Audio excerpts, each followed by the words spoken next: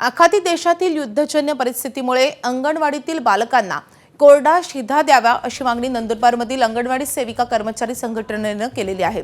नंदुरबार जिल्ह्यात 2563 अंगणवाड्या आहेत। या अंगणवाड्यांना अनियमित गॅस पुरवठा होतोय आणि त्यामुळे अन्न कसं शिजवणार असा सवाल या अंगणवाडी सेविकांसमोर उपस्थित झालाय। त्यामुळे बालकांना कोरडा शिधा द्यावा अशी मागणी अंगणवाडी सेविकांनी केली आहे।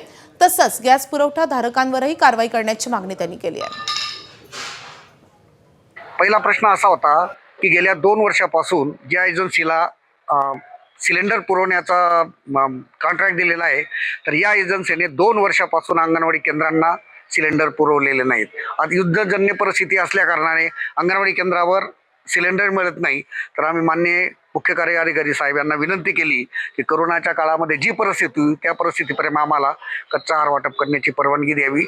आम्ही कोणत्या प्रकारे कशा प्रकारे आहार शिजवून लाभार्थ्यांना खाऊ घालणार आहे, तर आम्हाला आमच्या अधिकाऱ्यांनी आम्हाला असे आदेश काढण्यात यावे की कच्चा आहार लहान मुलांपर्यंत पोहोचवण्यात यावा आणि त्याप्रमाणे आम्ही काम त्यांनी मान्यता द्यायला हवी।